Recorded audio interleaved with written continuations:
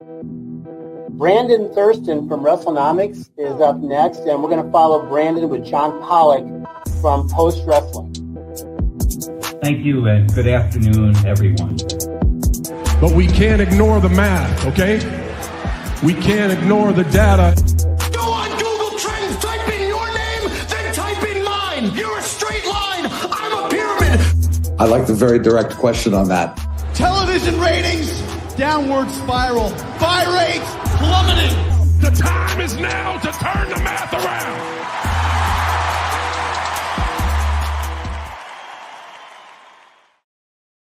It is the WrestleMania week edition of Pollock and Thurston. I am John Pollock in Toronto this weekend, joined by Brandon Thurston, who will be in Buffalo this weekend, as we will be following from miles away as the WWE stages its multi-night affair, its takeover of Las Vegas and all surrounding areas, with about 5,000 events that they have staged, everything from WrestleMania to the roast of WrestleMania. Don't forget about WrestleMania After Dark. Yes, After Dark. Which usually I've never quite understood, like, for these late night events. Like, it is actually dark at this time. Gronk is going to be there. Oh, DJ. And we're not going. What night not. were we supposed to be at WrestleMania After Dark? We're not going, which is going to be a significant effect on the economic impact in Las Vegas, I'm sure. Yeah, I mean, just imagine like that pan shot of the fountain blue. Everyone's just partying it up, and then you and I are there in the corners with like a bottle of water and a notepad. Yeah, that would you're fun scribbling times. in with a pen, longhand. Well, we are going to be getting into all things WrestleMania, and if there wasn't enough to discuss, I had a laundry list of topics written up yesterday, and then today about 5 hours of interviews with Nick Khan and Paul Levesque dropped. So I have somehow I was unable to book Nick Khan this week, but we are going to have Nick Khan in spirit on this show, just as we promised last week, and we will be talking about both of these interviews that were on the Ankler, which was this was at NAB recently with Paul Levesque and Nick Khan in Vegas, and then on the Bill Simmons podcast, his I think outlet of choice. Went to the man's house, no less. I mean, I know it's tough crossing the border, but we could have had Nick Khan come down. Maybe I am in your house right now, for all you know. They did a split screen just like we're doing right now. And imagine this bar. I guess in the middle comes down, and it turns out Brandon is actually to my right in real life this time. So we'll get into all of that, but let us first focus on WrestleMania and the biggest question: how profitable of a weekend is this going to be for WWE and TKO? And Brandon, is this a very safe assumption that this will be the largest generating WrestleMania of all time? It would be surprising if it did not break the real-time dollars gate record, which was set last year. We can quickly go through the WrestleTix data, which will change, but the latest count from WrestleTix for night one is well over 51,000 and change. For night two is 53,000 and change at the moment. That's tickets distributed. I found this map that shows the ticket prices. However, there's a lot of dynamic pricing, I'm sure, that's happening on Ticketmaster. On the secondary market, you can currently get in for $149 for night one. You can get in for $275. Night two is really the more expensive night, again, as I think it was last year. On Ticketmaster itself, you can get obstructed viewing for $140, but the standard ticket is $190. For night two, it's more expensive, $210 and $300. Tickets are expensive, just to what we're trying to express there, and that's going to greatly influence the calculation of what the gate is going to be. Last year, the gates, not including fees, which are one of our favorite topics, with or without fees. Okay, without fees, this information came from the Pennsylvania State Athletic Commission last year, because it was in Philadelphia last year. $18.4 million was the gate for night two without fees. Figure I tack on, I don't know exactly what the number was with fees, but if you figure you tack on like 6 or 7%, it gets up to almost $20 million, just under, about $19.7 million. And that would be the real-time, all-time professional wrestling gate record, because it would be well ahead of the $17.3 million with fees that we know that WWE, by its own press release, got for WrestleMania 32 in 2016. Night one, if you're interested, was $17.7 million, maybe somewhere around $18.8 million with fees. So for them to break the all-time record, not just in real-time dollars, which would be 18.4 million or 19.7 million, something like that, with fees. If you adjust for inflation, and if you've been watching the news, if you've been living life in the United States, in fact, that inflation has been a big deal in recent years. So adjusted for inflation from 2016 to today, they would need to hit $23 million. So that does seem possible, though, because ticket prices are, by everyone's impression, a lot more expensive than they were last year. Just to break the real-time record, the average ticket price would only need to be $350. I would say that's a safe bet. I would assume that it's quite a bit higher than that. And so to break the all-time record, adjusting for inflation, and this is for either night, and both nights individually might do it, the average ticket price would need to be about $422, I think, and that's without fees. So that would get them to $23 million. And remember, of course, this is a 2-night event, and you just multiply that by 2. We could be seeing a gate. If both nights break the real-time record, we'd be looking at a gate that's close to $50 million. I can estimate it up to like $49 million here, and that's just with the bare minimum that they would need for each night to become the number 1 and number 2 highest gate ever, adjusting for inflation. Getting very close to the Saudi Arabia site fee there. So the last number of tickets distributed from WrestleTix, this had come out on Tuesday, is where things stand. So for night 1, it's at about 51,300, just over that number. And then for night 2, right at around 53,000 tickets distributed. So it's not a case where they are at capacity yet at Allegiant Stadium. And I think a lot of that has been looked upon. You have heard, like, at least anecdotally, from people that have both been, there have been exorbitant prices to get into WrestleMania. On top of that, the lure of WWE this weekend was that traditionally Easter weekend is a pretty dead weekend in Las Vegas, and that is something you are contending with as well. But no Final Four. Nick, I can hear Nick on in my head. No Final Four to compete with, though. Yes, he would rather compete with the Easter Bunny than he would with Duke or whoever. But I will be, like, you look at the numbers from last year, and it seems like they will be right in line, just in terms of numbers, that you could very easily imagine 60,000 people inside of Allegiant Stadium by showtime on Saturday and Sunday night when you figure in comps. And that's not even taking into security guards, vendors, and anyone with a pulse. Security people outside, the people next door. No, they have been, for the most part, they have been announcing numbers that are similar to estimated tickets distributed from WrestleTix. Did you hear what happened on Monday? It was higher. Michael Cole that happens sometimes, announced a lower number than lower. That's what I meant. Yeah. Yes. And that happens sometimes. I mean, last year WrestleTix estimated, I believe, the same number, roughly the same number, if not exactly the same number, 70,000 for each night. And I can't get to that with the data from Pennsylvania State Athletic Commission. So it's just the nature of analyzing those ticket maps. Yes. Unfortunately, not as transparent of a commission, which is funny because I remember, like, especially in the mid-2000s, when every UFC pay-per-view would occur. This is like the mid-2000s. And like clockwork, I would reach out to the Nevada Athletic Commission. They would not just get me information. They would fax me everything. They would fax you? They would send me a fax. Yeah. This was like 2005. They were in 2006. Okay. They would fax me. I got like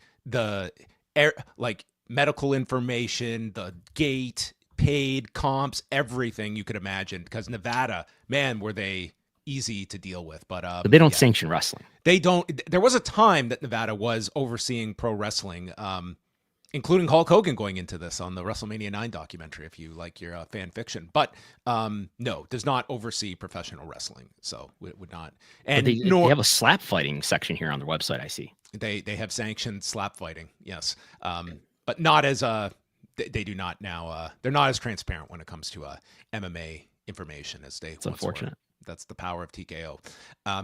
We should also note that the fact that this year you, number one, have the Las Vegas Authority, some acronym that is much longer than I can recall off the top of my head, and the sheer size of events. Like, they have this agreement with the Fontainebleau, which is the official hotel where they're doing the WrestleMania Dark after each night. They're doing the Hall of Fame, the Undertaker show, the roast of WrestleMania, like all these supplementary events, the world that they have set up there. I mean, the take-in of revenue over these next couple of nights, which even extend to next week. We have Raw in Vegas, NXT is in Vegas. I mean, it's going to be an enormous amount that they are taking in when you factor in all of these additional events that they're staging, even compared to last year and the scope of what WWE is doing in the host city.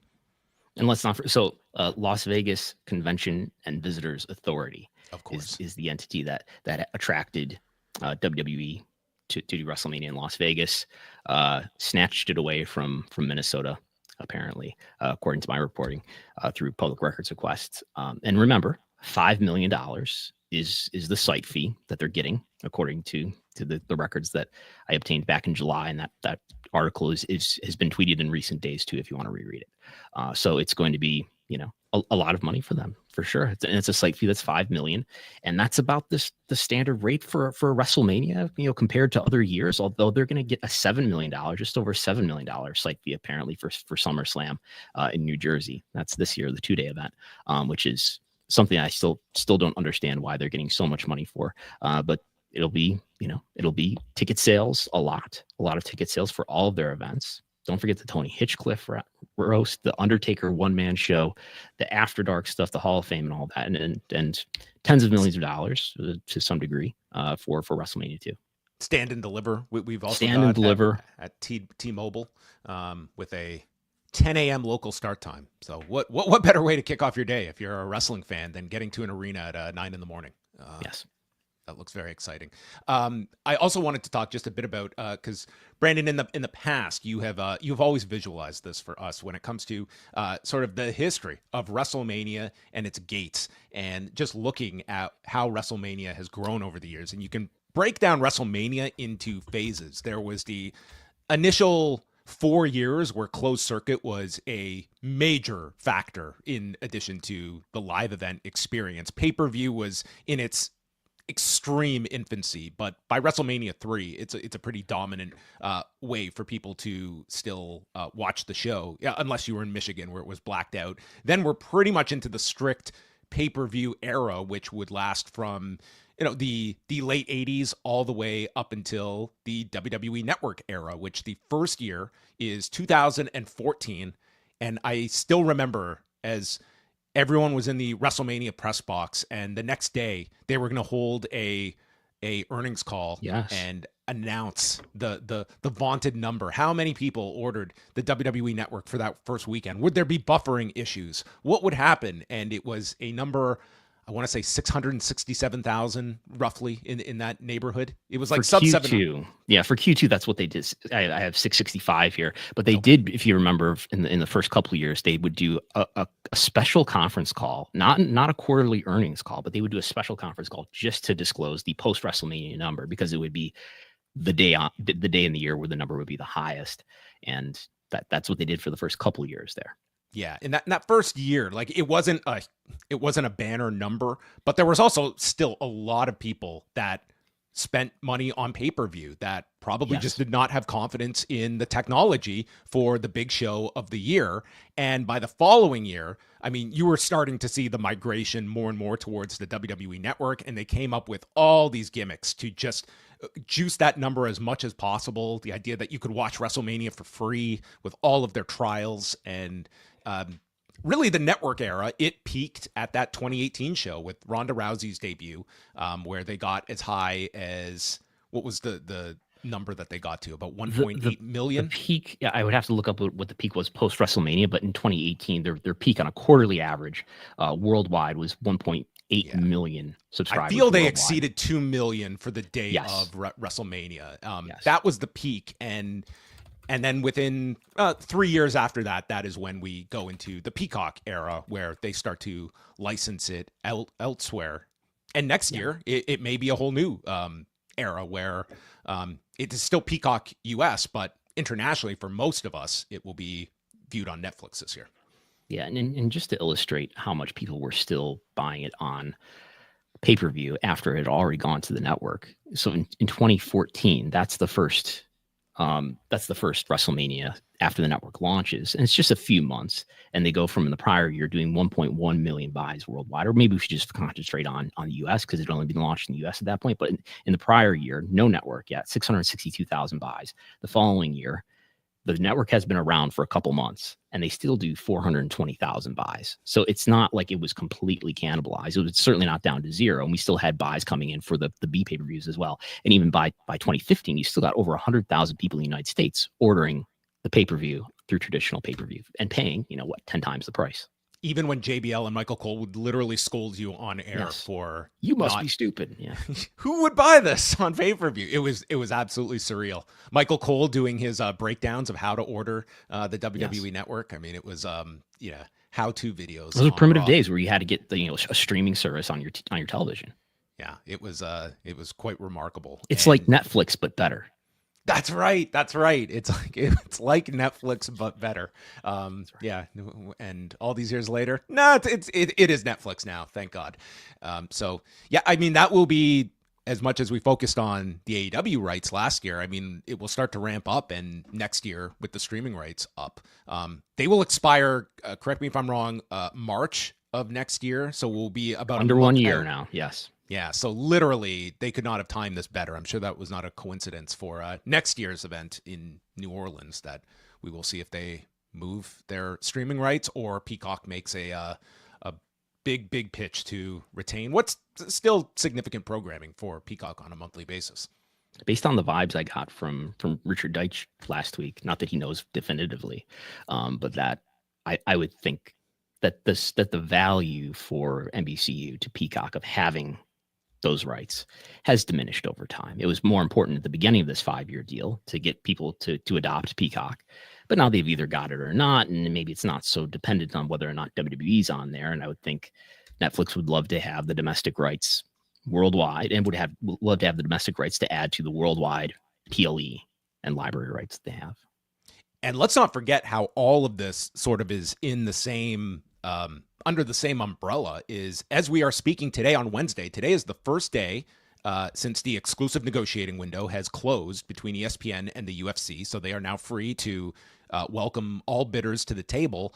So they're negotiating the UFC domestic rights. In time, they're going to be sitting down to look at these WWE streaming rights. And you've got to the side this TKO boxing model that Nick Khan did drop in the Bill Simmons podcast, that there should be some news on that front in 4 to 6 weeks. All of these things you have to imagine are going to be brought up among these different suitors that you are talking about, and various packages and things that they can offer across all of their entities in the combat sports realm. Netflix is interested in boxing, clearly, from their experimenting with the Jake Paul and Mike Tyson fight. Yeah. So a lot to unpack over the next couple of months when it comes to this. But yes, this is sort of just a snapshot at where WrestleMania stands this coming weekend. And we do look forward to seeing any live reports that come out of the roast of WrestleMania. I think that might be the low-key curiosity event. If I was going to go, that's the main event to me. Mm-hmm. Do you think any of this ever sees the light of day? No, but clearly there's going to be people who will relay what happened if anything notable happens. Because if I was Netflix, I would, like, maybe you could clean it up afterwards, but it's like, to me, this is like prime content that Netflix would want. It's like Tony Hinchcliffe, who is one of our major comic stars on our platform, and WWE together. It's like, I think that they would make a big push for this. This is the streamer that absolutely wanted that Mr. McMahon series out. So, hey, all goes hand in hand. But we will be talking a little bit more about that Mr. McMahon series to come.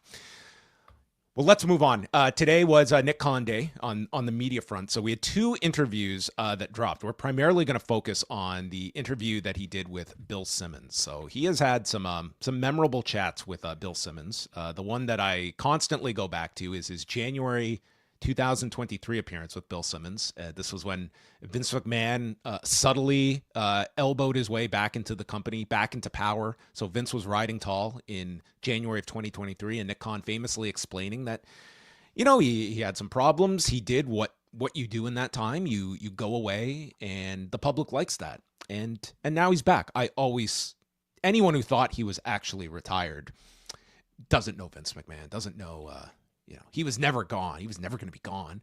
And he's back. But then he was gone again. And nearly gone was this Netflix documentary that Bill Simmons has stated was the toughest thing he has ever worked on in his career, was trying to get this thing out of the gate and premiering last September, which, if you are strictly taking in your wrestling through WWE, you would never know this Mr. McMahon series existed or was on your partner of potentially the next 2 decades to come. So that is how this interview started. And here is Nick Khan speaking a bit about the Mr. McMahon series and how it was viewed internally after its release. Episodes 1 through 5, it was all fine. Yeah. And then, episode 6 obviously had a lot of, tawdry allegations in there. So, the most important thing at the company was, hey, this is not for us to spike it. That's not what the deal was. And the deal that was struck with Netflix was prior to me joining WWE on a full-time basis. So it was sort of trying to help everyone stay calm who was watching it.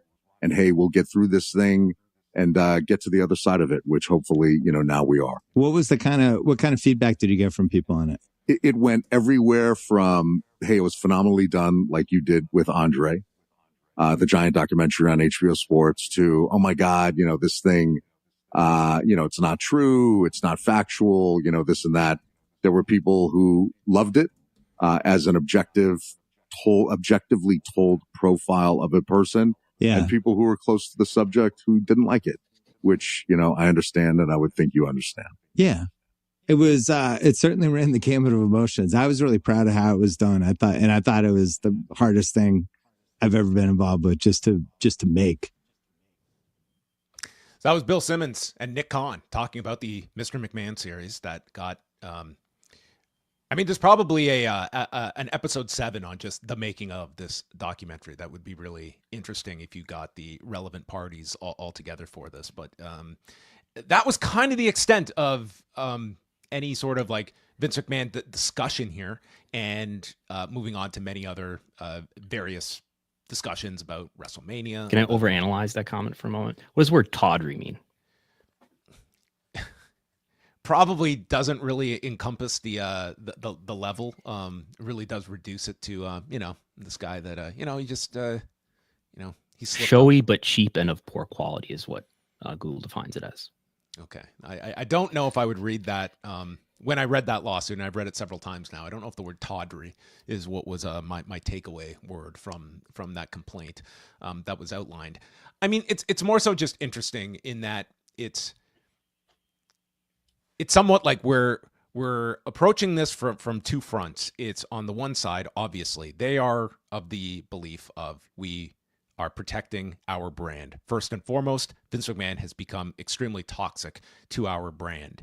And we can talk about, this is not factual, this is not true, these are allegations, while at the same time, Vince McMahon did not leave this company voluntarily. It was like at the core of this, let's be real here, is that Vince McMahon became very bad for our business, not just from a perception issue, but also from a day-to-day perspective. Like, there has been a value in WWE and TKO moving past Vince McMahon. And him being removed from creative, not only the toxicity that he may have presented to sponsors. Exactly. And I think there is both. Like, this, to me, I don't view this as some kind of like moral standing that we are moving away from Vince McMahon. I think if you were to look at another figure thrown into this, if this person were perceived as someone that we're going to die on the hill for, we would back against sponsor revolt.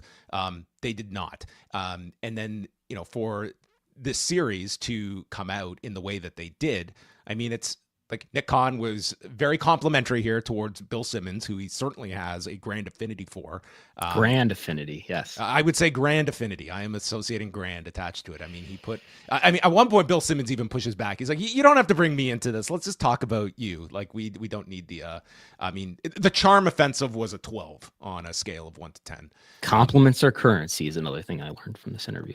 Yes, and I will never not have that Adnan Virk line in my head when I'm watching these. It's like, as Nick Khan once told me, don't answer the question they ask you. Answer the question you wish you were asked. And there was several of those examples. This interview, not only are they sort of licking each other up and down at every opportunity, which is typical for these two, I think, in the previous interviews they've done. But there's in other comments, I think there are subtitles that are needed, and we will attempt to translate here. Do you speak Nick Khan? I might after today. I definitely know what his go-to stories are, and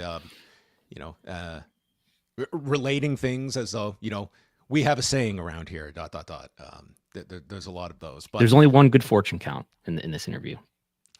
Well, let's get to the heart. Let's go to what is going to be ammunition and fuel for the wrestling podcast industry over the next 5 days, and that is Nick Khan subtly talking about AEW. Or let me rephrase that. Let me rephrase that. It is the other pro wrestling organization, I think, as its official name. So here is Nick Khan. First of all, let's hear from him being asked, do you have a rival? Do you feel like you have a rival?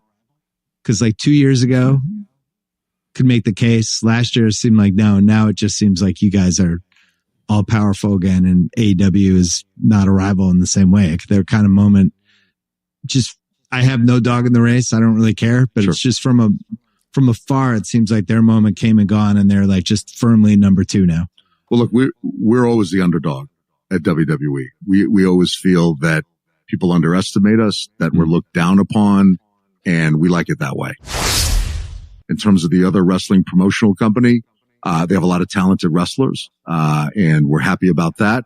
When contractually, they're available to be, talked to and have conversations with, assume a number of them will come over, and nothing but respect for the father who that was way too nice. Finances it and owns the Jaguars and all those other things. That was very pleasant. Look at you. That's it. You're so magnanimous. I'm 50 now, so different than when we were much younger. All due respect, Bill Simmons, I mean, the shade that just flew right over Bill Simmons' head right there as he thought he was being complimentary when it was the ultimate dig at one Tony Khan was somewhat remarkable. Listen, I don't think anyone is going to argue the placement of the two pro wrestling companies that are based out of the United States. But to completely overlook, and this is more on Bill Simmons, I don't expect Nick Khan to be throwing out information to support AEW's cause, but to just overlook the fact that they just signed a seismic television deal that has pretty much borne out that this startup is now set for the next number of years, that through all expectation levels drives them into profitability. I think it's just Bill Simmons of just more so conveying his vibes towards AEW. As far as their viability, that's a relevant point. Yeah.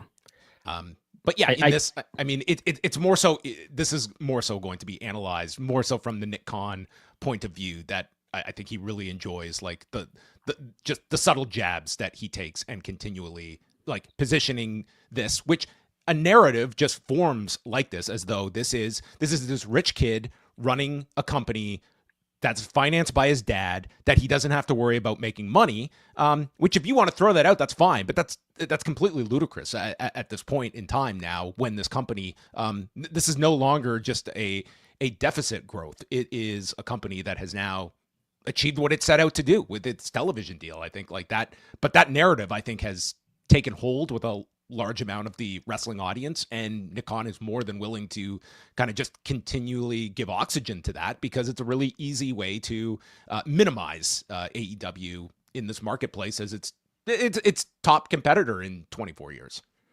I agree with Bill Simmons' pretty condensed summary of what's happened with AEW, though, that it has become decidedly the number 2.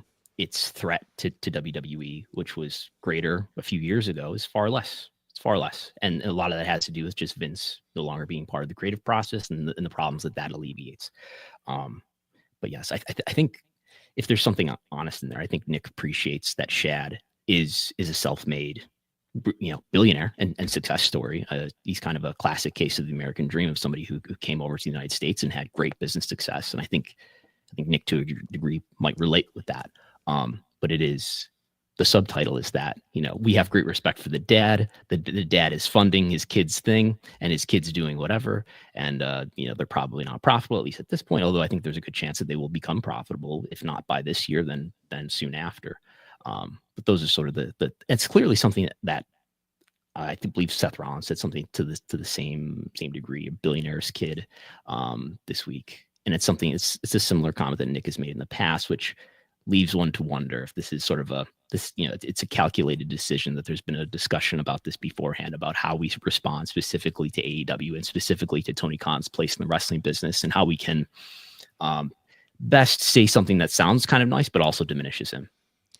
Is a kid running WWE talent relations right now? Because Tony Khan is older than Chris Legentil, if we are assigning the term kid to these. Yes, but Nick Khan and Chris Legentil bonded over their mutual experience in public schools. Yes. I mean, from the pizzeria to the public school system. Yes, we will get into the history of Chris Legentil later, because there was a piece on him as well.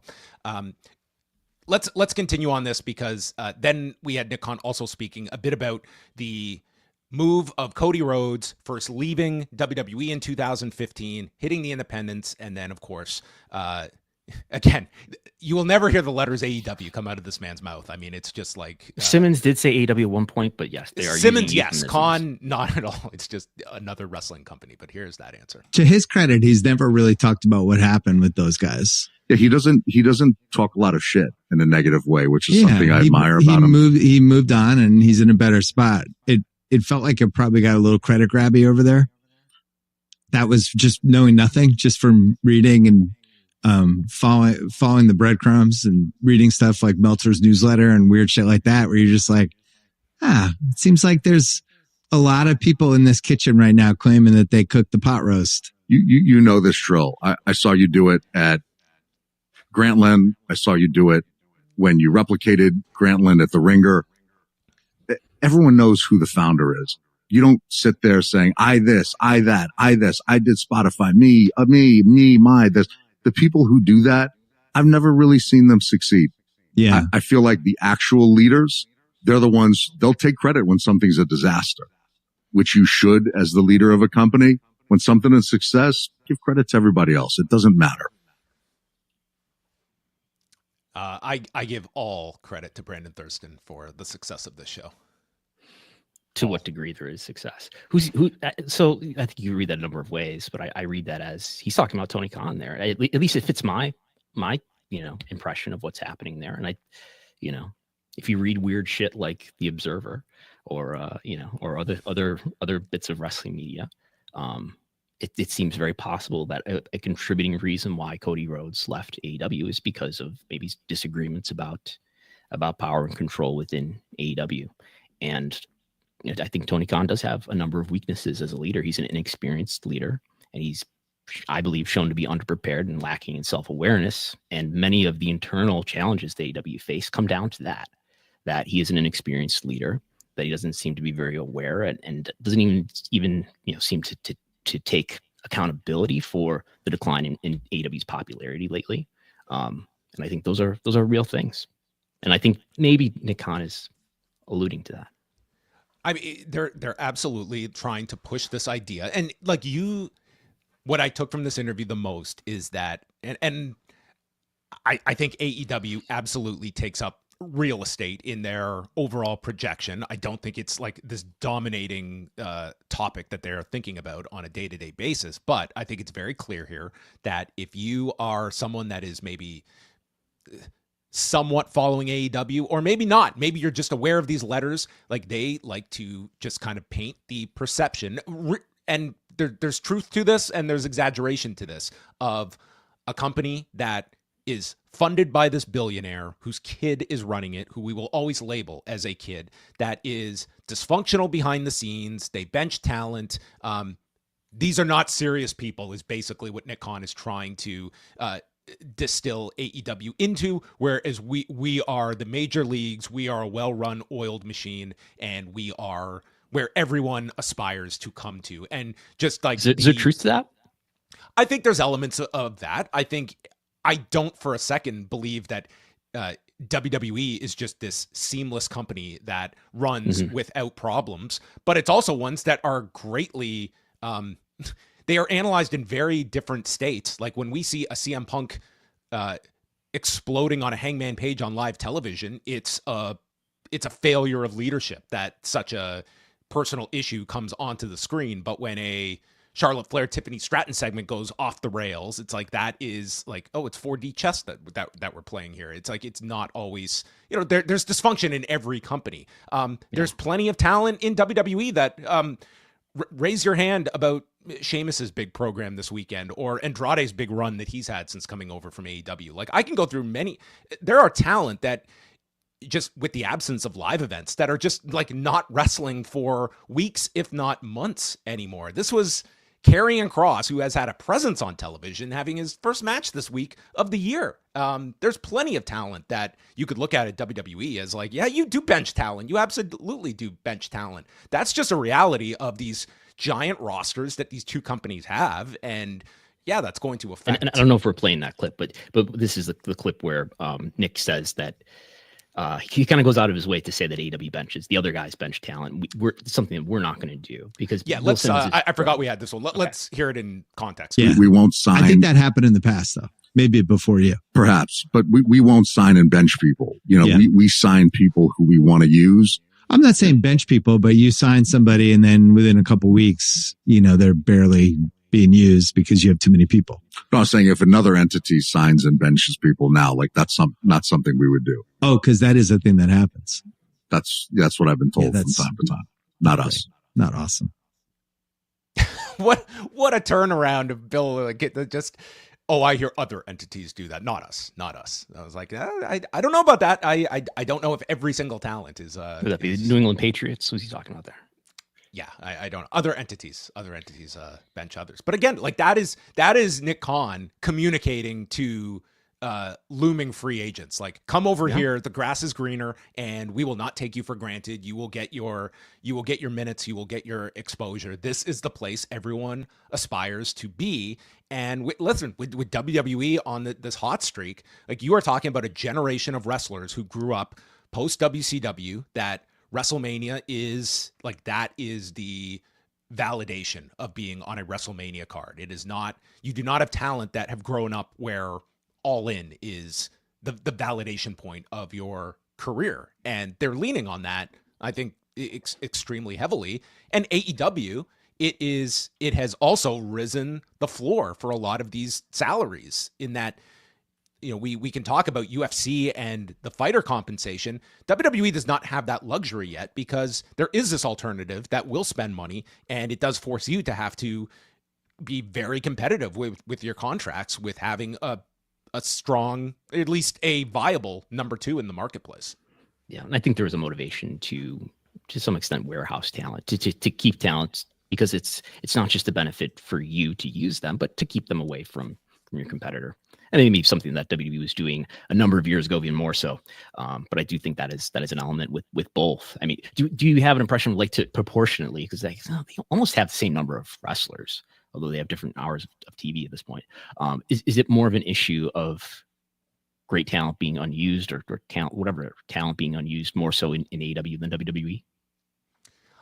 I'd really be interested to like just going off my just top of my head, I would state that you're like, as I list off like these names for WWE, it's like I can make a case for people that are just, and for whatever reasons, like, we get very little in terms of, like, injuries are kept exceptionally quiet. So sometimes is someone being used or not used because of injury, because of just there's no creative for them on both sides. You can look at that. Someone brings up Brock Lesnar. Brock Lesnar has been benched.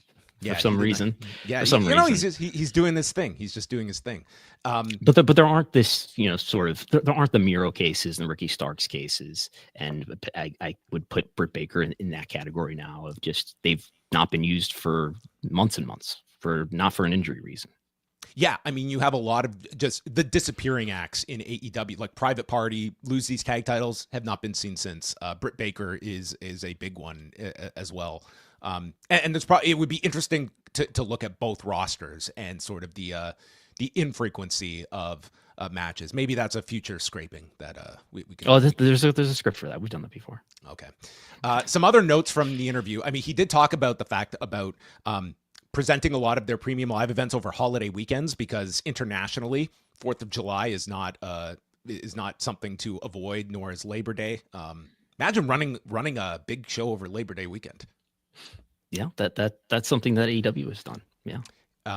He also, I mean, more and more, we do get some of Nick Khan's his opinions towards, I guess, the culture and how it is shifting, and the fact that, I grew up at a time where in LA you used to just let people live their own lives, and people could have 2 wives simultaneously if they want. Yeah. Like I don't think if anyone, listen, if you're not a if you don't believe Nick Khan is open-minded to polygamy, okay? He is very open to polygamy, is what I took away from this, and says that UFC has not shifted from that, whereas LA has shifted a little bit from that. It's just more so interesting that we just I don't know, that's like your whole other can of worms. But he did make like the observation about like this last election cycle, that you had one candidate that was speaking to you, the voter, and the other side that was just saying, don't vote for this guy. And I mean, there is some merit in that. I don't know if the timing is really great to be, this one candidate really had you in mind as you are. He's talking about the Canadian election, right? I'm sure he was talking about Mark Carney, yes, and Pierre Poilievre.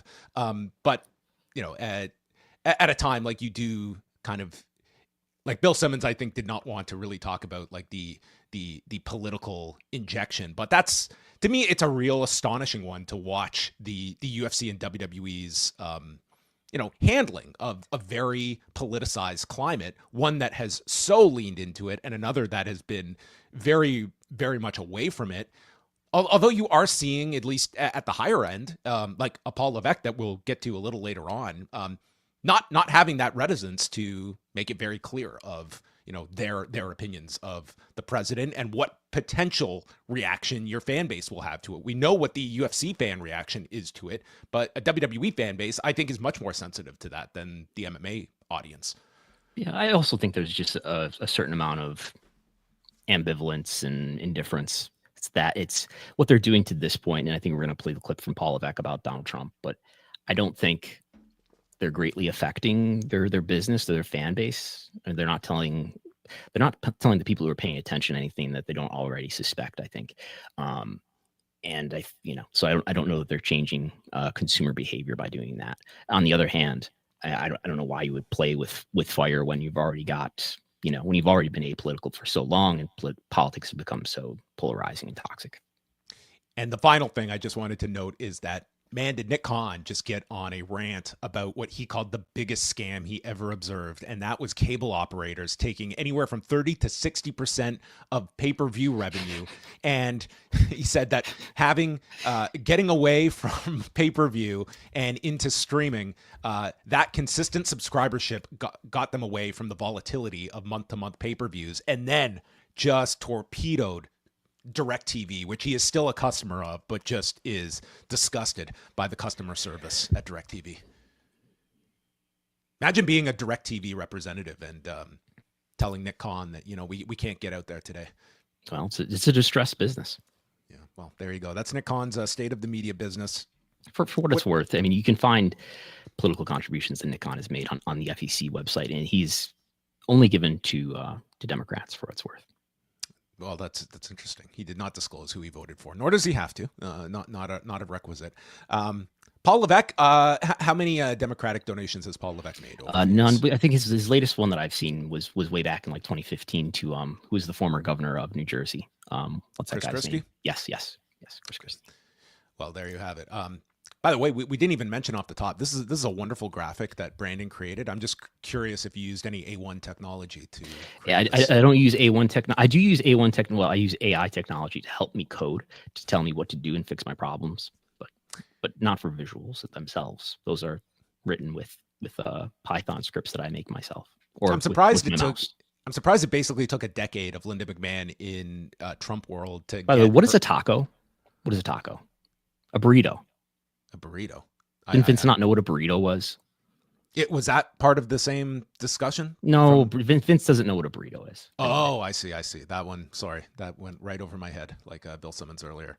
Well, here you go. Let's hear a bit from Paul Levesque, who was on with Andrew Schultz, who was recently in the front row at Raw. This guy did like a near 3-hour sit down with Paul Levesque, and here is Paul Levesque, the man who spent New Year's Eve at Mar-a-Lago. Like I can feel the heat. Okay. Yeah, I'm a big believer. It's funny that Nick Khan, who's a president of the company with me. Shout out Nick. I like Nick, man. He's the best. He's absolutely the best. Like he's really, I couldn't do this without him, but like he's the best. But he always has this thing where like the most charismatic guy wins. Doesn't matter.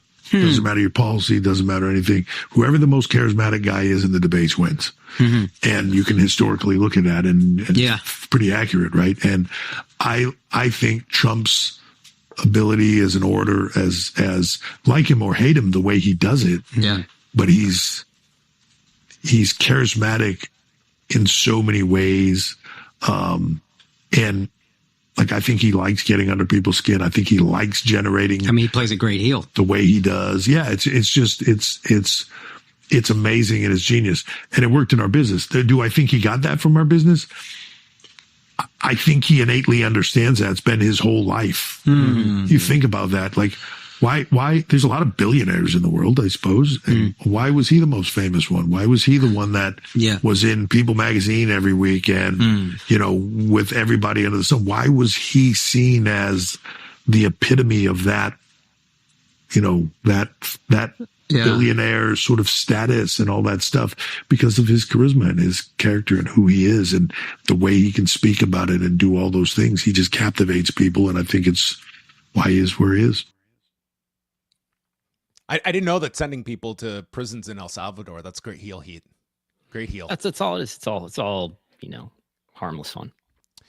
The most charismatic guy always wins. So I guess Joe Biden, in fact, the most charismatic politician in 2020. That one does stand out as the exception, right? I guess you could say, let's see, Obama more charismatic than McCain or Romney. Trump more charismatic than Hillary. W more charismatic than Kerry or Gore. That's probably fair. Jimmy Carter was not a charismatic president. Who did Jimmy Carter beat? And this is before my time. Carter would have beaten Ford. Yeah. Okay. So, sure. But only got 4 years. Maybe that's it. The less charismatic. Well, Reagan came along and beat him. Reagan was super charismatic. I mean, I don't even disagree with like the premise. Like Donald Trump, like for all you want to say, like his charisma has been something that has overcome, I mean, how many landmines that would have sunk other politicians, that he is this magnetic personality. I mean, I don't even disagree with that. But I was just more interested in the fact that, you know, listen, I just watched the UFC pay-per-view, which was essentially just the latest RNC retreat on Saturday. And it's just commonplace at this point. And then I hear this comment come out and you just have like your WWE audience that, again, granted, it's a small sample size, I'm sure, of the overall, but like you see way more outrage towards like just Paul Levesque just speaking about Donald Trump than you would like the other wing of the company that is like a wing of the Republican Party. It's like, I'm not here to like, you know, police people's politics and such. It's more so just interesting to see you have very different fan bases, I think, at the core, and a WWE audience that is way more, I think, averse to their leadership being open about their politics. I mean, Nick characterized UFC as, well, it just so happens that Dana is friends with Trump, and they're really welcoming to everybody. Would you say that is a fair characterization of the current UFC audience and product? There's not a chance in hell that Joe Biden would have been welcome at a UFC pay-per-view. He would have been welcome at a UFC pay-per-view. There's no way he's getting a walkout. What I'm saying is does a prospective UFC fan who disagrees with Donald Trump's politics, do they feel just as comfortable becoming a UFC fan as they would in some other case if Trump wasn't so associated and Republican politics weren't so associated with UFC? I think that there is definitely an audience that is turned off by this a lot, but I think a lot of that audience has sort of been weeded out, and it's more than been replaced by the audience that loves this. Like, you literally have people showing up at these cards dressed as Donald Trump. It's defining an identity. It's defining a like brand, it is like, and don't get it like messed up either. Like, this is. Yes, it's a great endorsement for the UFC in terms of their perception to have this level of attention. It's also very valuable that coming off this horrific week for the Republican Party, that they come to what is essentially the extension of a rally and a sold-out arena that's going wild for this whole administration. Like, there was a PR exercise in play on Saturday night as well that was equally, if not more beneficial to these politicians, just to be seen and attached to a crowd of approval when the approval ratings of this president had tanked 20 points during the week and people watching their 401ks go up in smoke. So, I mean, this is very interdependent, I think, that you have between these two. And, one that has been, this has been the case since 2016. Yeah. I don't think Donald Trump is going to be showing up to WrestleMania, though, anytime soon. I think, like, I don't know, he doesn't seem to lean into the WWE stuff as much as he's although, hiring Linda McMahon to run education, but much more interested in UFC and even Gable Steveson, amateur wrestling. That's right. Well, maybe he'll make the trifecta from the NCAAs to UFC, and it'd be an interesting reaction to see. I was there at Madison Square Garden, the Hall of Fame, and man, he got booed out of that building in 2013. Yeah, that was in the middle of that was post like all the birther stuff as well. So I mean, he was not as didn't quite have the popularity. I've heard that Grande Americano is now from the Gulf of Mexico, though, so I don't know if I think you would have to oppose that. Oh, he might. The Associated Press will weigh in on that one. Let's chat a bit about. We spoke about this. Sports Business Journal did a profile on Chris Legentil, and I think it was an interesting article to look at of someone who is. I think for a lot of people, they know the name Chris Legentil, but I think he's so associated on the PR front in WWE and not enough focus on the dual role he has as your head of talent relations as well. And this article, it kind of is focusing, like, you have comments here from Nick Khan, from Cody Rhodes, from Paul Levesque. This was a very glowing piece on Chris Legentil as, positioning him as like one of their key people behind the scenes that has these roles, and coming from humble beginnings. Him and Nick Khan having in common, they both went to the public. They went through the public school system, and I learned that much like Chris Legentil, him and I also have common roots. Working at a pizza place. You worked at a pizza place. I worked at a movie theater at the Pizza Hut inside the movie theater. So you know what? Did you go to public school? No, I went to Catholic school, so wow. I missed out on that. You know what? I went for literally one semester to a public high school and then transferred back. So I got a snapshot of a public school in high school. I went to public school and public college, and I did have a very brief run at a pizzeria. Look at that. I mean, the pizzeria, it's what brings the whole world together. It's the American dream. What do you think about the article and just overall, Chris Legentil's role in this company? That it is he was a DAZN hire and kind of presented in this like a protege of Nick Khan that has been handed a lot of responsibility and tasking him a lot with like the credit for obtaining some of these site fees that they have now. Sports Business Journal even notes from a source are routinely eclipsing $1 million per event when they are found. So I think it was about a year ago that we realized that. I think I saw a quote from Chris Legentil in an article that cited him as an EVP, and then we learned that he's in charge of talent relations in addition to being in charge of PR. And my impression is that PR is not usually an area where there's a lot of growth potential beyond that department, but he's clearly getting into another department too and doing both of those roles at the same time. It's made me wonder, if Nick Khan were to get attracted to become an executive of another company, which you could see happening, who would take over the Nick Khan role? Or even in the immediate, Brandon, with like with the boxing, being a major thing on his plate about Legentil's role increasing that much more. And clearly Mark Shapiro is, at least to the investors and to the big bank conferences, Mark Shapiro is there too. Yeah. So it's an interesting article just to look at in terms of his positioning here, and someone as well that has been put out more and more in the media. You saw him do an interview with Richard Deitch. Yes, he's done a few. He's done a few other.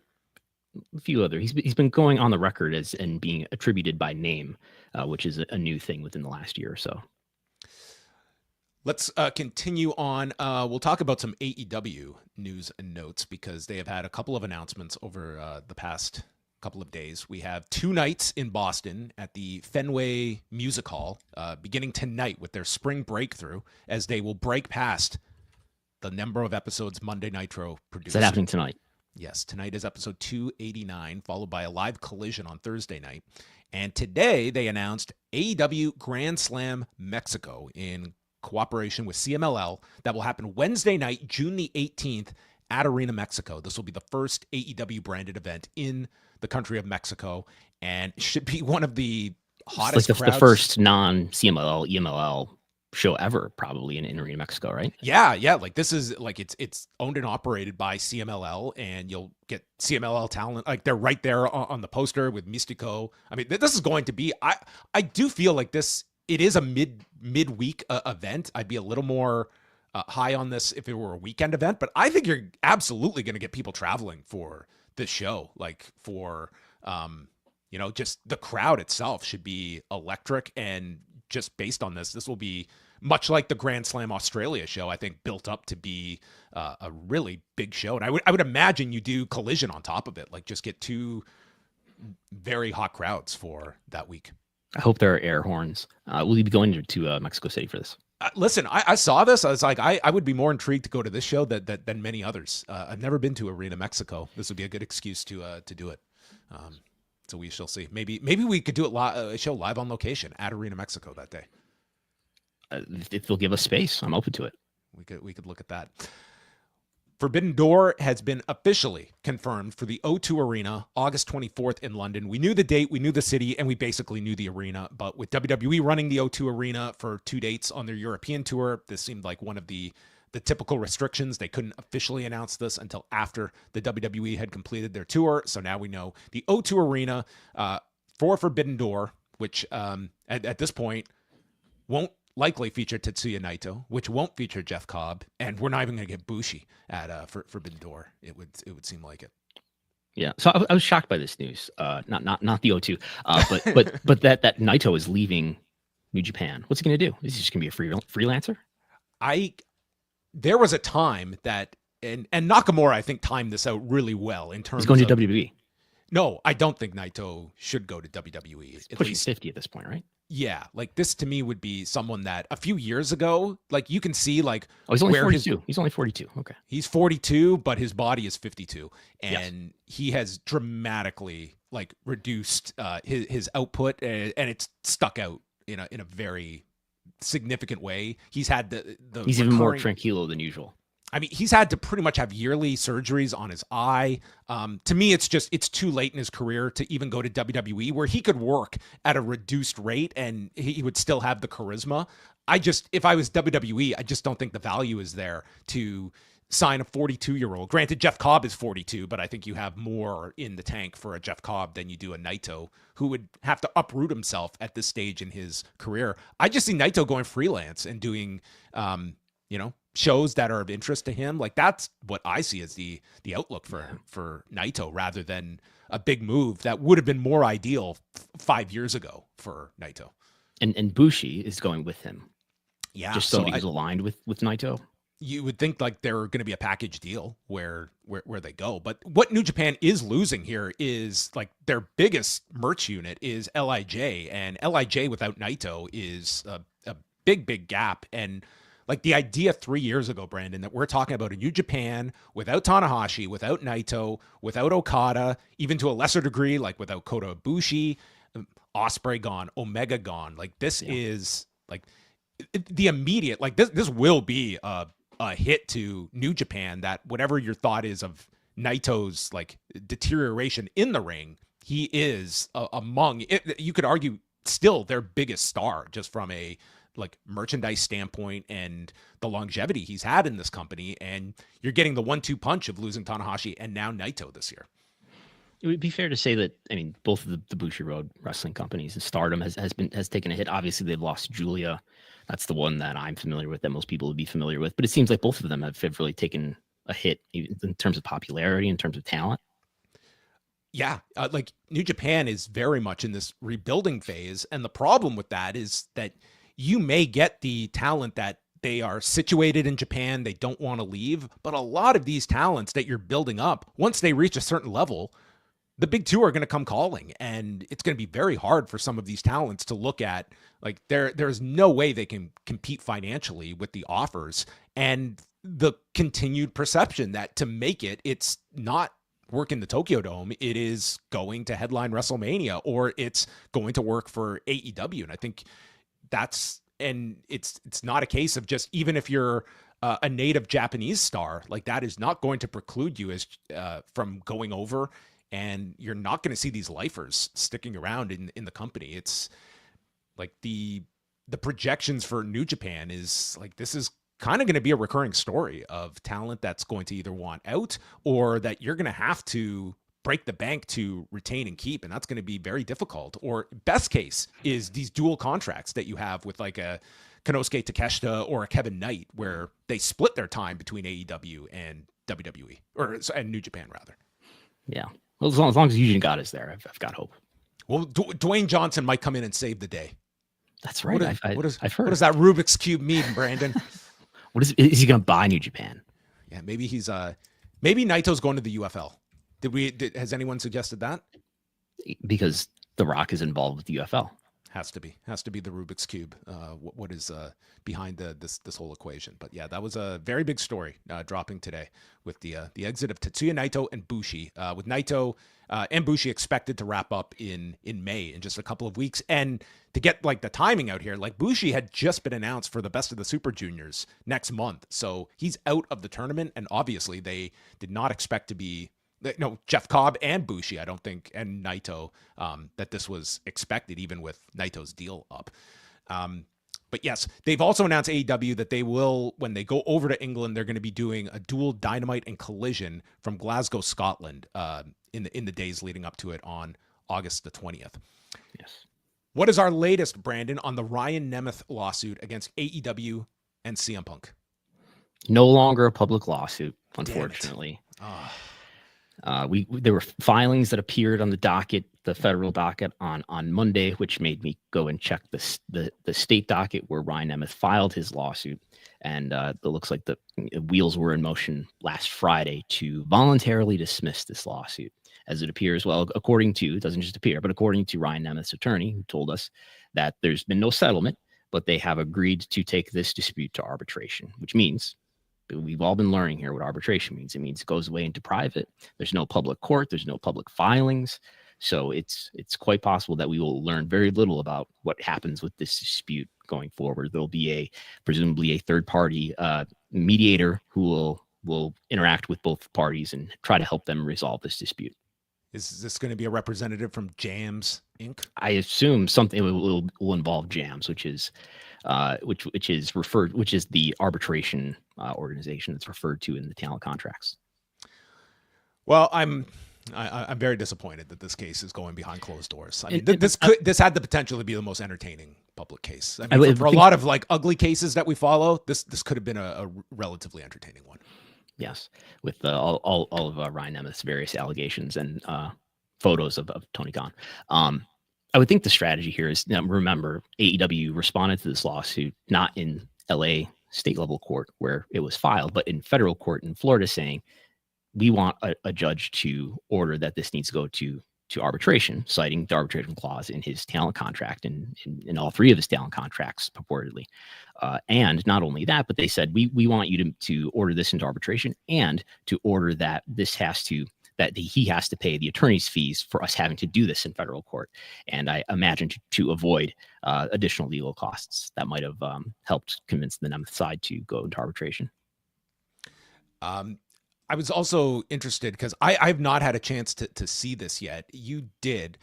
We had Gerard Millette appearing on Wrestling with the Devil with Lee Cole. And this was interesting because of the fact that Gerard Millette, for those that are not familiar, he is someone that has been a staunch defender of Mel Phillips and Lee Cole, anything but.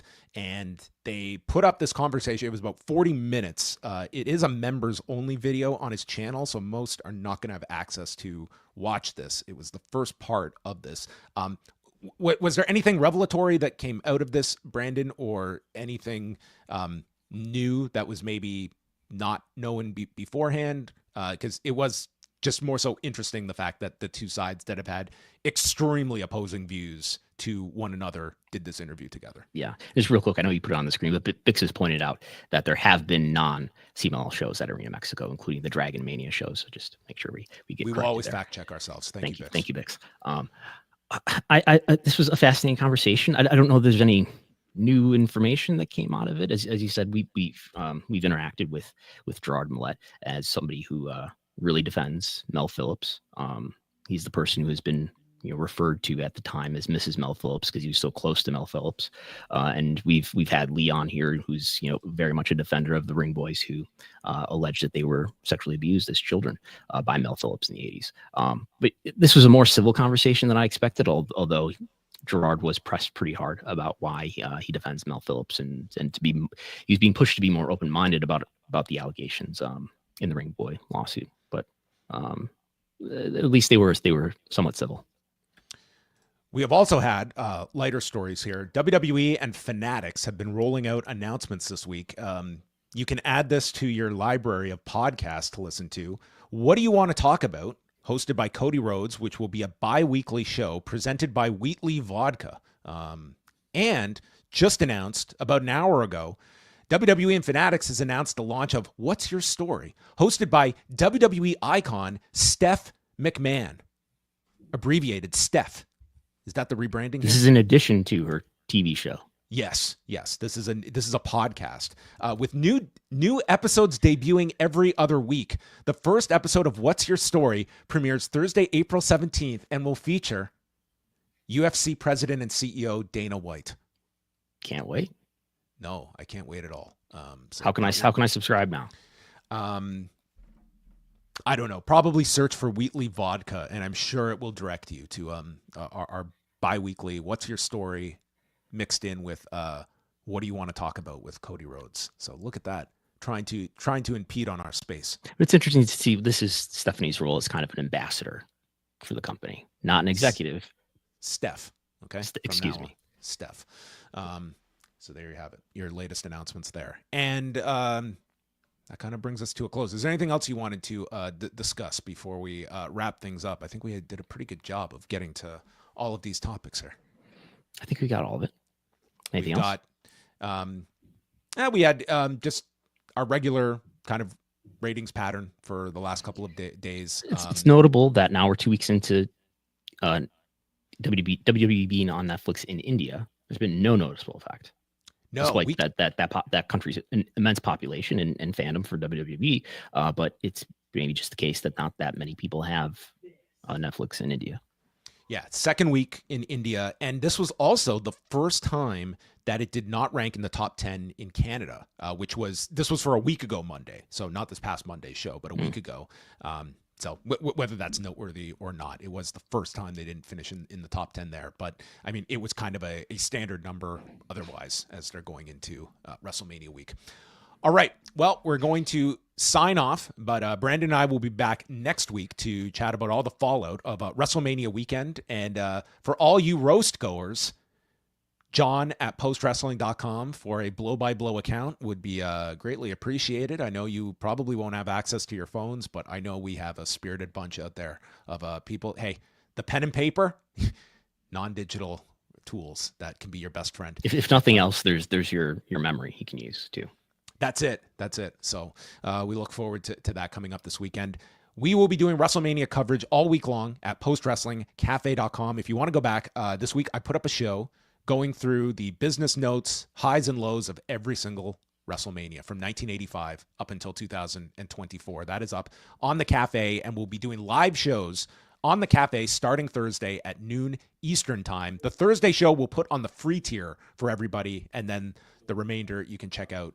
$6 a month gets you in the door for 30 days of access, and then we'll be live Saturday and Sunday night as soon as the show ends with Saturday night, I'll be joined by Neil Flanagan, and Sunday night by the father of two himself, Wei Ting. So a big congratulations to him. Wei is coming back. Wei Ting, one night only. Okay. One night only.